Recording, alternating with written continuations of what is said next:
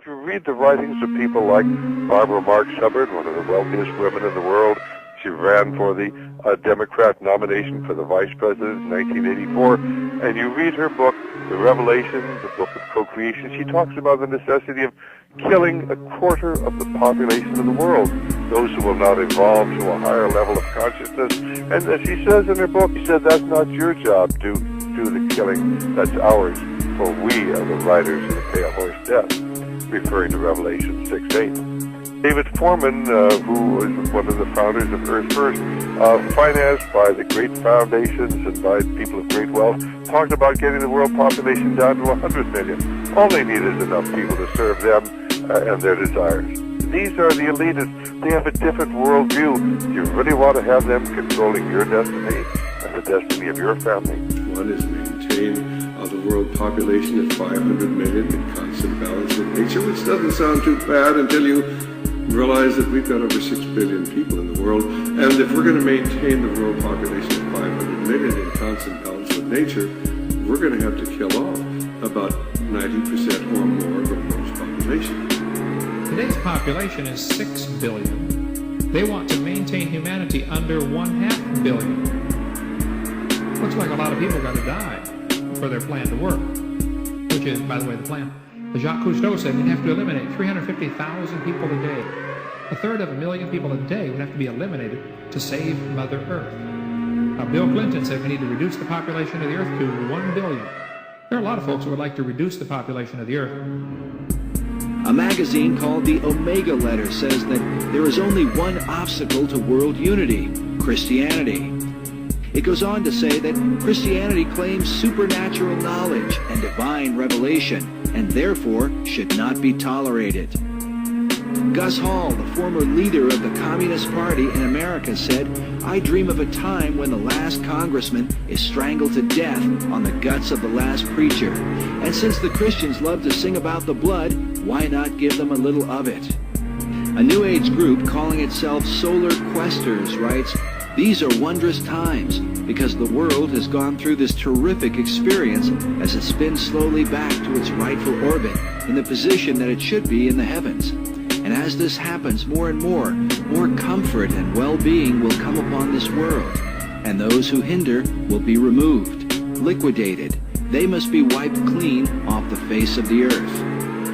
Ruth Montgomery, sometimes referred to as the Herald of the New Age, said, "Millions will survive and millions won't. Those who won't will go into the spirit state because there is truly no death."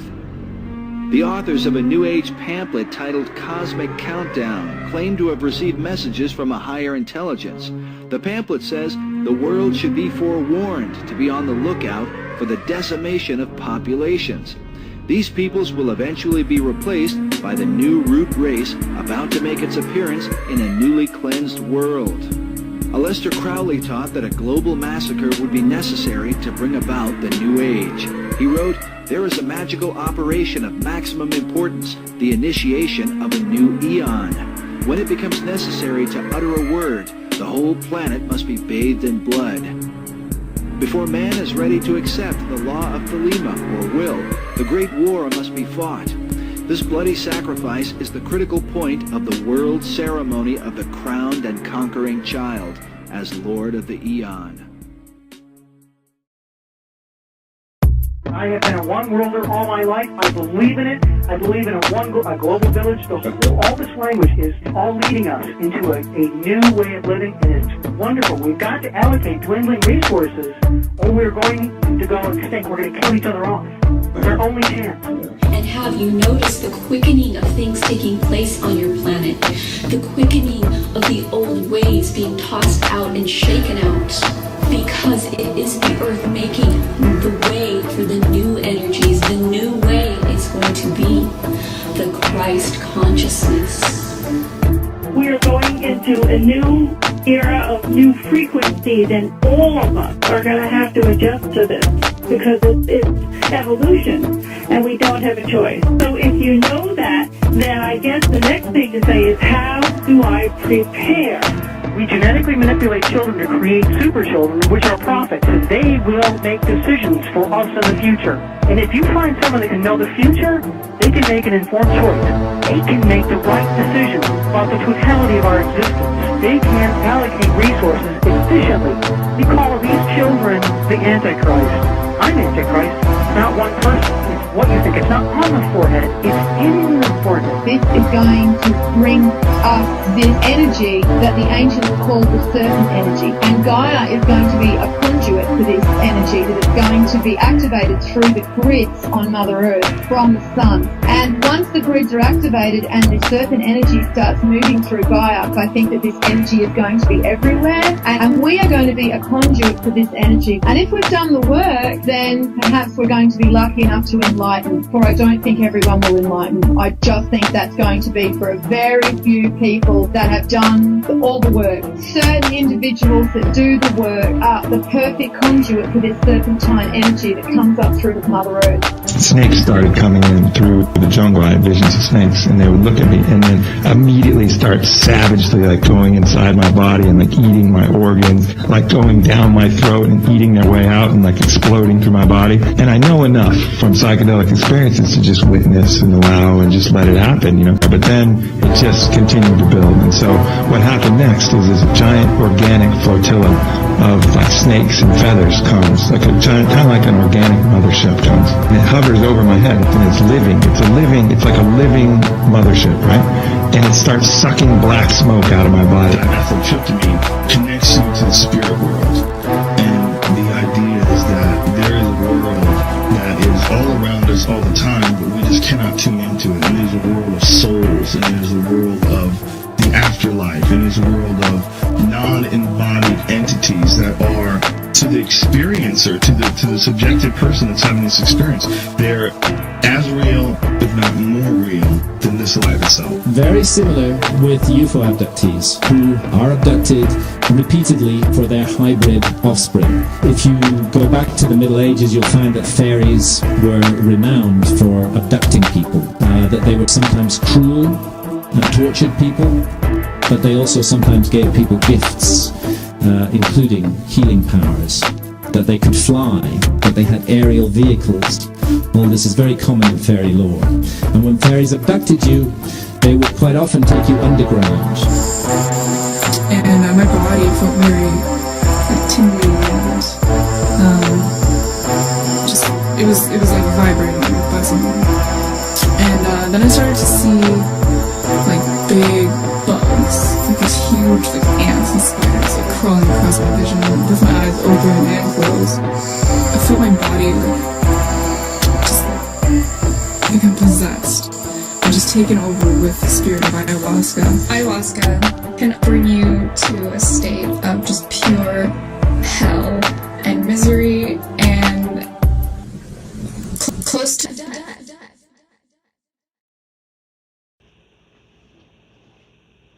The future of the human race is a merger of man and machine.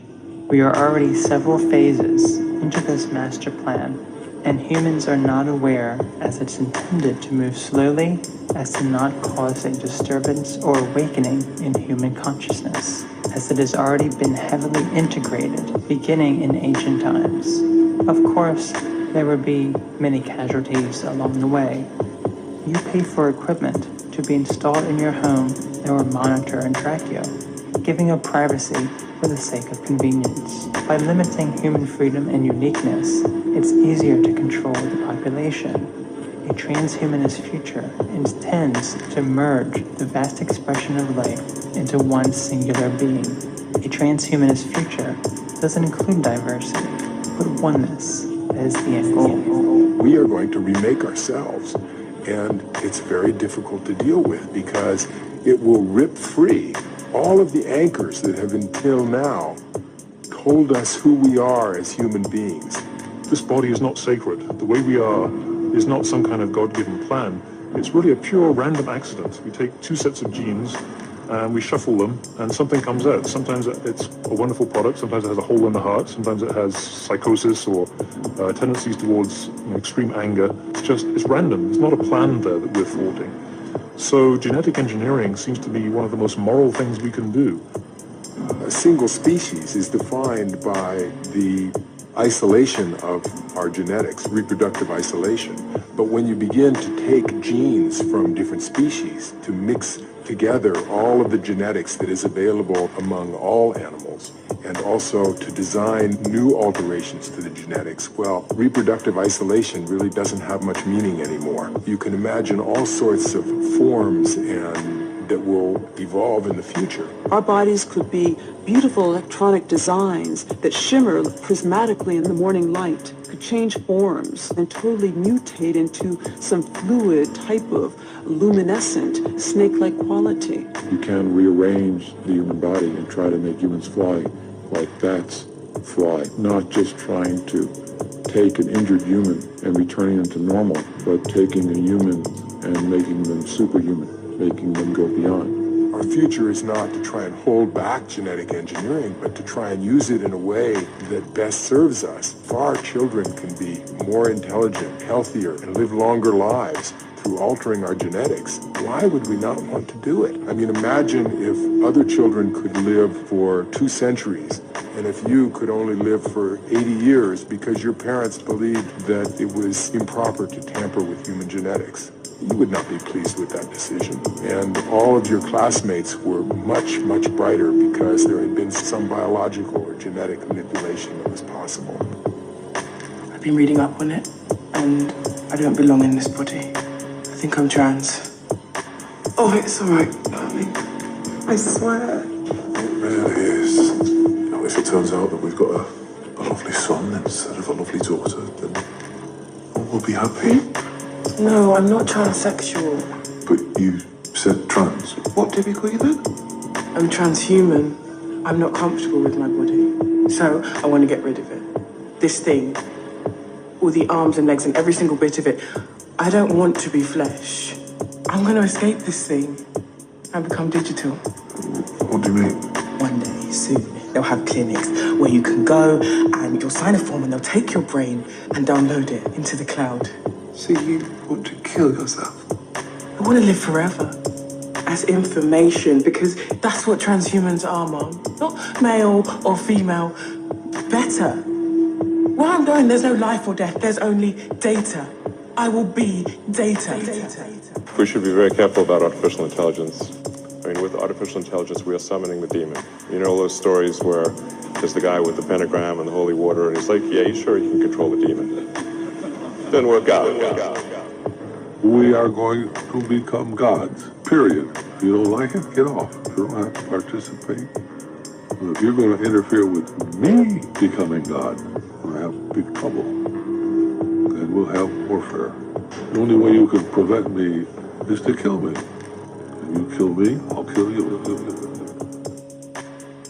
Biblical prophecy said that as we entered into the final phases of the last days, that en masse, man would reject the Holy Scriptures as they were written, would reject Jesus Christ as the Redeemer, and would accept in its place a new Messiah, simply called Antichrist by the Bible. Antichrist is a mimic of Christ in ethics and morality, and he will have great spiritual powers to prove who he is, and that he has come to lead mankind into the next quantum leap of his evolution into godhood status so that he may join the intergalactic civilizations that are out there. This is something to investigate fully, and we are not preaching at you. We are just hoping that you will open your Bibles and read what it actually does say. And we think if you will do so with an open heart and an open mind, you'll find all the answers to the UFO enigma, the UFO mystery, right in the pages of the Holy Bible. Because the UFO is going to play probably the most strategic role of all in the coming delusion that God claims he will cast down upon earth. And in fact, that delusion is already well in operation. The accuracy of the scriptures is 100%. God himself says that the accuracy of the prophetic scriptures must be and will be 100%. Not like Jeannie Dixon or Edgar Cayce or any of the other seers and mystics or gurus that we see today. They may be accurate occasionally, but with Bible prophecy, it is absolutely 100% accurate.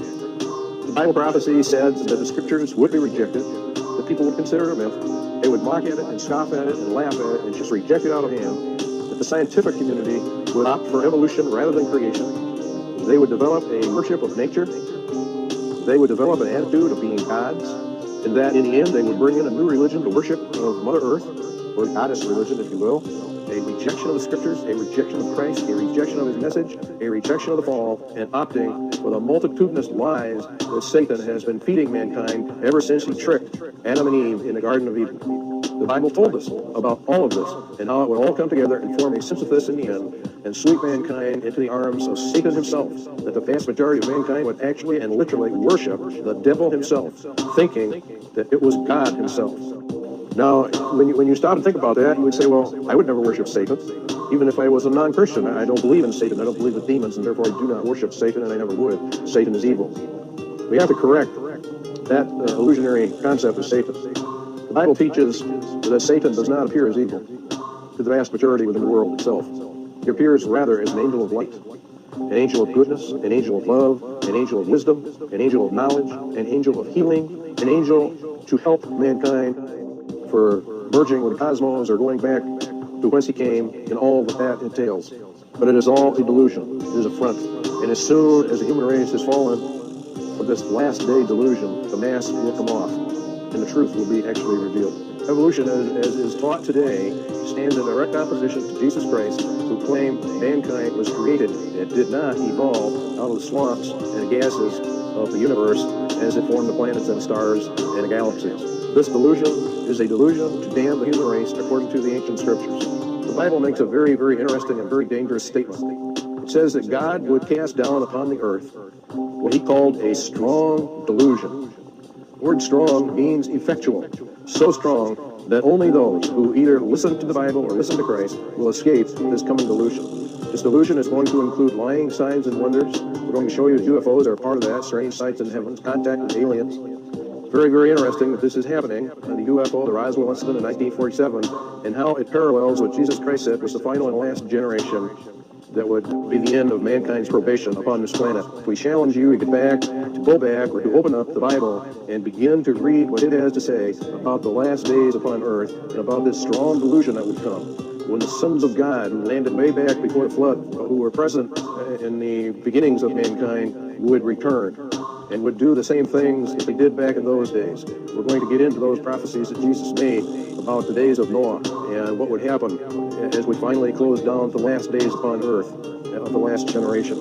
This is serious business. To make a mistake here, if you are truly investigating to find the truth, if you truly wish to know the truth, then you have to open your heart to all the avenues that are available to us, all the concepts, all the ideas, and find out that which is most likely aligned to the truth. And then we are to embrace that as the most likely thing. This delusion has been operative for some time. The lies that have been presented to mankind regarding evolution, life in the universe, alien beings, intergalactic civilizations, etc., are all part of the program that the Bible prophecy laid out to entrap those that rejected the message. This is more serious than anything that we can imagine, and yet most people are taking it very lightly. They don't seem to understand what is happening. The prevailing opinion is that mankind was seeded here by alien beings who have periodically come back and made genetic alterations, and that eventually they will come back and guide us into the next phase of our evolution. The Bible stands absolutely opposed to that concept.